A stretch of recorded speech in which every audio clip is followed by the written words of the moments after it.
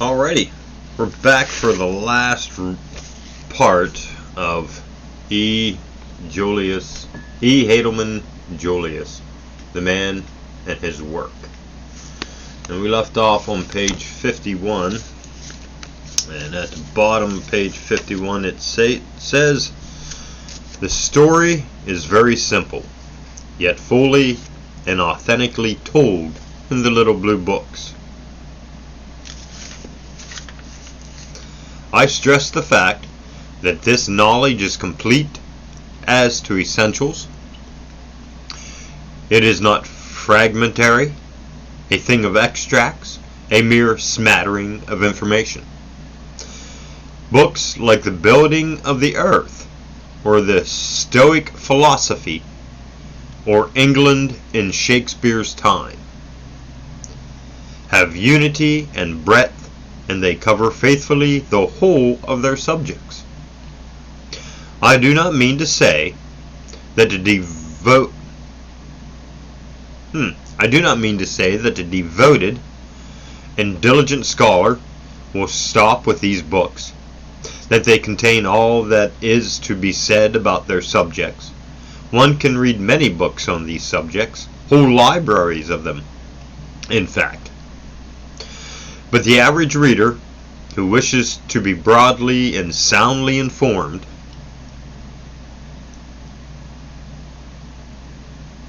with as little reading as possible, who, in short, would cover many fields in few books, can achieve this object through the little blue books. Any man, for example, who has read Gilbert Murray's admirable essay on the Stoic Philosophy can take an intelligent part in a discussion on this way of thinking about life. Today, the man who has read the more than 500 titles in the Little Blue Book series can truthfully call himself well read, and the full extent of the usefulness of the Little Blue Books can be grasped only when one considers their continuous growth. 1,000 or 5,000 titles will more abundantly justify the educational promise of the series. It is obvious that I have not yet accomplished my whole purpose, else I should let the series stand at its present place. As one can never say that education is complete, so shall I never be ready to say that my work is finished. I see in the Little Blue Books a kindred spirit to that which moved Deirdre and his fellows in preparing their immense encyclopedia. This was a work of 20 years. The Little Blue Books have only 5 years behind them.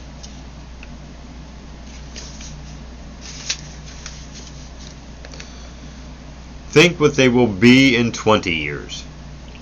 Deirdre had the idea, a remarkable and indeed revolutionary idea at that time, that knowledge was the true and powerful factor, not only in the development of the individual, but in the progress of society. This is not to blink the importance of those physical and economic forces that influence men, but without knowledge, men are the victims of these forces, just as men are at the mercy of nature unless they understand and use intelligently the forces of nature. Whatever view one may take of the oft-disputed question of the causes of things, man's intellectual activity cannot be separated from man's progress. Certainly Deirdre realized this clearly enough. He wished to affect men's minds, was to him the central fact in life. He essayed this task in the broadest, the sanest, the most effective manner. It was his aim to impart to men all that could be definitely known about life, its principles and processes. In his day, its principles and processes in his day. He saw that if men could understand life as it really was, if they could know things, they would be less easily taken in by prejudice, more ready to view all ideas and theories with minds tolerant, to choose fairly and able to choose wisely. Tolerance was the chief word of the thinkers of the 18th century. It was the motive back of the writings of Voltaire. Diderot had it ever in plain view. Diderot's theory, if theory it can be called, was that man should study life to improve it.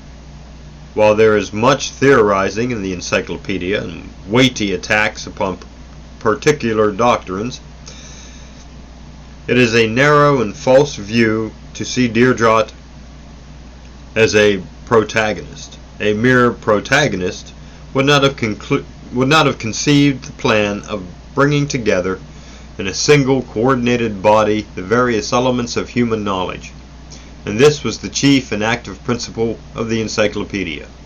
And it must be kept in mind that when Diderot and the other contributors of the encyclopedia turned their guns upon certain theories, it was because these theories were obstacles to human progress and the dissemination of knowledge. Insofar as they humanly could, they wished to displace theories by facts. Now, I am often asked if I have a propaganda purpose in the little blue books. Our age has grown so accustomed to propaganda that men find it hard to think of any other motive for seeking public attention, and especially for the circulation of the printed word.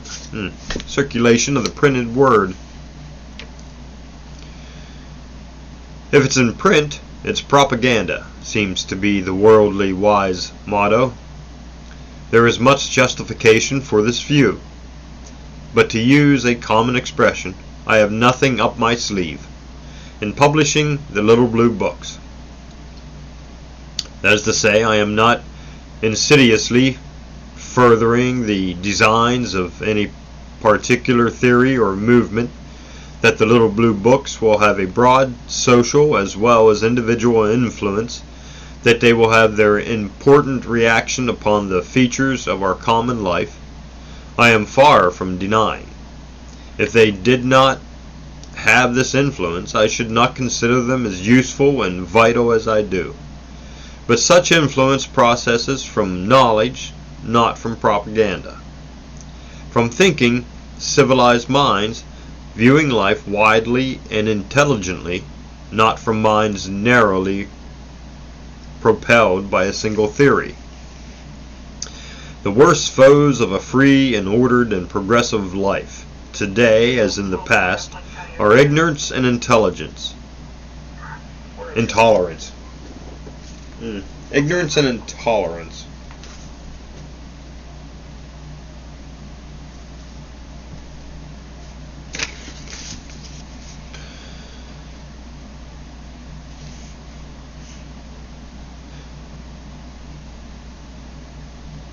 Alright, I lost my place now. The worst foes of a free and ordered and progressive life today, as in the past, are ignorance and intolerance. And intolerance is the direct product of ignorance.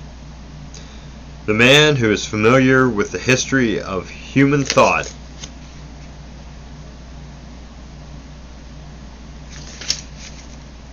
the man whose mind is equipped with an active and various knowledge of life is distinguished by his tolerance. He examines all ideas fearlessly and impartially. He hates above all the spirit that would suppress or destroy ideas that would confine and stupefy the human mind. I believe that every man should know the history of man, the ways by which the race has come to its present stage, and the long journey of life. He should know the story of the greatness and the littleness of man, his defeats and victories, his trials and errors, his pitiful ordinary struggles, and his sublime extraordinary achievements. He should see man struggling in the depths and man scaling the heights. Everything And knowledge really comes under the head of this history of man. As Deirdre saw it, man is the common center. Literature, science, philosophy, all is the history of man. Literature records the aspirations, the thoughts, the cultural growth of man. Through it, man has revealed himself at every point and every period of his development. Philosophy is the record of man's efforts to solve the mystery of life and to evolve general principles of living. Science is the record of man's slow and infinitely patient assembly of the facts of life, of his gradual emergence as the real Lord of life, standing in orderly relation to life. It is only when one knows this history of man that one can have individually a full and well-rounded life and relate oneself effectively to the forces of life in one's own time. It is this kind of culture, the kind of culture that produces what Whitman called great persons, with robust souls, that I wish to promote. The world needs open minds, minds that can embrace all theories, but prefer a grain of knowledge to a whole field theory. I do not scorn theories. They are tools of thought, and in proportion to their influence upon man's thinking, they should be placed in the record, but they should be presented in the finest critical or historical or artistic spirit. After all, the great virtue of the little blue books is that they make knowledge a living and human thing. Place it among the realities of life. Ideas are values until they are communicated from mind to mind. And the more minds they touch and vitalize, the greater is the value of ideas. Knowledge that is shut up in the schools and libraries, and that is the special pursuit of professional scholars, will not produce very lively results in the scheme of things. It must be put into circulation, flung upon the flung upon the four winds, dispatched upon a mission of real culture upon the highways and byways of life. It is only through this general circulation of knowledge that life can be protected from mass ignorance and individual self-scheming. This senseless warfare upon the teaching of evolutionary science, would it be possible if the people generally were equipped with the scientific knowledge that belongs to this day and age? It is not enough that certain things are known to a few men. They must be generally known. Every age has had its scholars who were in the advance of the general intelligence. Well, what we demand is a higher level of general intelligence, a society of really civilized men and women. I believe that the little blue books are accomplishing this splendid purpose. And if the enormous circulation of these books is not proof enough, you have only to see the mass of my daily correspondence. You have seen it, and you know that I receive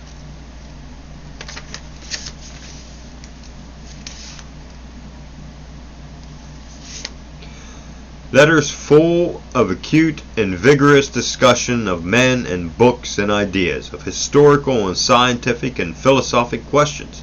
Letters that reveal minds eager and alive, animated by a most healthy spirit of criticism and inquiry. Such discussions have been known in little groups, alas, what sadly limited groups. But what a difference, what a tremendous and inspiring difference. When you get thousands of people, of all sorts and conditions, and separated by thousands of miles in the habit of discussing vital things in a vital way, this means that a new force, intellectual and artistic, is abroad in the land.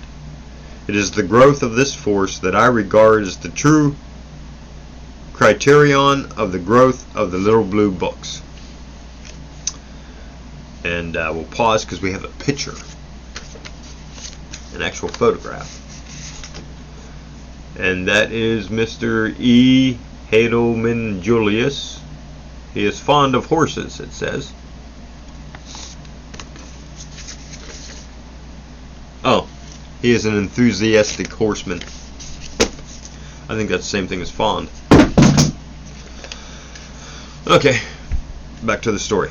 I had an example of this growth of intelligent discussion, this newly awakened interest in higher subjects. On a recent journey, smoking car conversation is not usually on a very high level. As any traveler will testify, anyone knows the most popular topics: sports, the latest scandals, trifling remarks on the weather, a skimming of the surface of business and politics. On the occasion of which I speak, there was a new note. Some mention was made of evolution and the wave of blatant prejudice against all that is ignorantly grouped under the name of Darwinism. One man, a clerk in a city office, as I found out later, spoke briefly in defense of the evolutionary concept of life. Then he dived for his traveling bag and brought forth several of the little blue books: A History of Evolution, 3 lectures on evolution, Reflections on Modern Science, and a half-dozen others. He handed them about, explaining that he always passed these little blue books on to others after he had read them. Immediately, 2 others, a lawyer and a